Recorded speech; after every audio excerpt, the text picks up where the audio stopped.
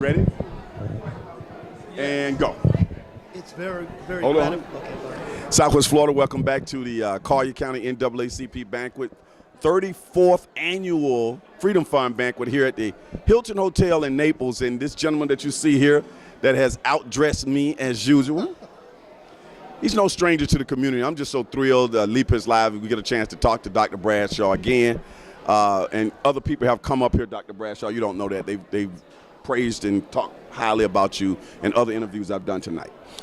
So you guys, now you get to see him in person. Well, there's so many people here in the at this event that I've known over the 10 years, and many of them, more than anyone will ever know, have provided me counsel and advice throughout my 10 years and support. And I've never felt alone, even some very difficult times. So many of these folks, I'm so pleased they're here, and I'm just gratified, honored to be recognized by the NAACP. I want to make sure I say this on air. I've been doing this for 25 years. I've seen some presidents come and go, but I have never seen a president of Florida Gulf Coast University get honored in such a way like Dr. Bradshaw, who's always humble about the whole experience. But Dr. Bradshaw, share a little bit of thoughts about the whole idea of the community really feeling like you were your native son. Well, I think when my wife Joanna and I got here, we were embraced by this community. We were allowed to be a part of it and not apart from it, and that was really something that we were seeking in my next position. And being a part of this 5-county area has just been unique. And for Florida Gulf Coast University to be at this stage of its evolution, and for us to be a part of it, I'm the lucky one. I have been fortunate to be a part of this phenomenon we call FGCU. And this community, I couldn't ask for a better region to support a nascent new university that is where FGCU is today. I can't believe it's been 10 years. One of the things, that's what I was going to ask you, but well, let's go with that. Does it seem like the years went by so quickly? You blink and the years go by, and then I look back on all that has happened at the university and within the community, and it's amazing. It was like we were building this jetliner while flying it at 30,000 feet. And there's a certain amount of excitement about that.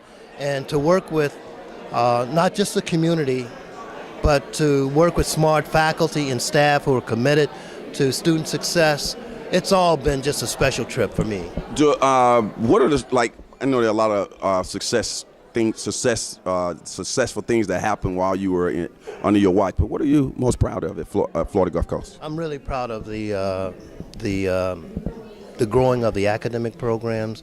I'm proud of the success of our students. When I got here, I remember awarding the 10,000th baccalaureate degree. I will be here to award the 25,000th. So it's gratifying to know that the work that we do at FGCU, the faculty, staff, the administrators, results in things that will be measured not just in one generation, but in generation after generation after generation. That's special. When you go from 10,000 to 25,000, that's increasing at an increasing rate. I can say that because you would know what I'm talking about. I went to college, Doc. That's what I did. So increasing at an increasing rate, what do you think contributed to that, the increase in enrollment, increase in graduation? I think the investment from the state of Florida. I think the investment from this community. Last year we raised $33 million in private money. In a couple months we're going to announce a very successful $100 million campaign. We couldn't have done it with just state dollars and students' tuition. It's been the investment that people within this community, names you would recognize, people who made that investment in FGCU because they realize the importance of a university to the social, cultural, and economic vitality of a region. I am so proud of them and so pleased with their generosity. Now, you're going to be recognized here tonight, as you have been throughout this year.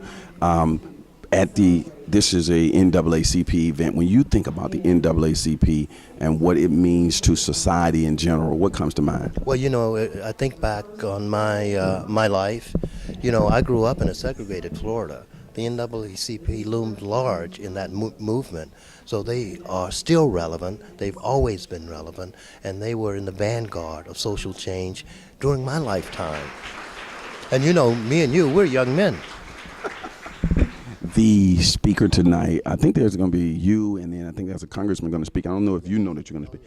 What did you hope that when people leave, having heard both of you speak, what do you hope they would take home with them from tonight's experience? Well, I hope they will forgive my lack of being articulate, number one.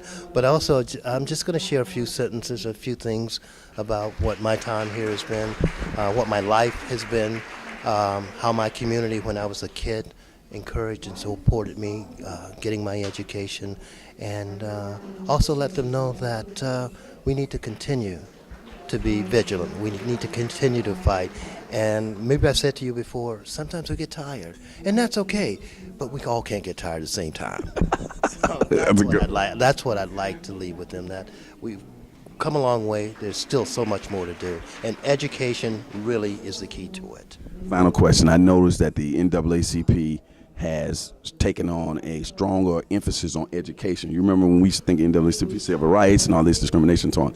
So, for an organization as large and as popular as the NAACP to also focus on education, and particularly in the STEM area, science, technology, engineering, and math, what does that do in terms of the upward mobility, the future for our population? Well, I'll tell you, I think this upcoming year will be the third year we've partnered with Collier County NAACP on the STEM camp. It's important for our students to be exposed early to those science disciplines because as we go forward, they're going to be important in contributions that they can make, and to have a regional university, FGCU, partner with Collier County NAACP, I think it shows what you can do when you can leverage the resources that those types of institutions have. I said I had one more question, but I got to get this one in because I know you can speak to this better. Education, NAACP, civil rights, the whole works. How does education fit right into civil rights? Well, I think you can only be effective in making social change if you understand and are cognizant and are educated on what has happened in the past. That's how you can be more effective in actualizing social change. So without education, I don't think anyone would argue our society will be far better off with more, not less education. And you can't argue with that. This is Dr. Wilson Bradshaw, the president of Florida Gulf Coast University. He will always be our president. Whoever replaces him, he's got a hard road to toe, man. It's like replacing Barack Obama. This is going to be something else. I hope you keep the paycheck coming in. Thank you, Lee. It's always been a pleasure. It's been a pleasure for 10 years. Okay, looking forward to hearing his speech. We'll be right back.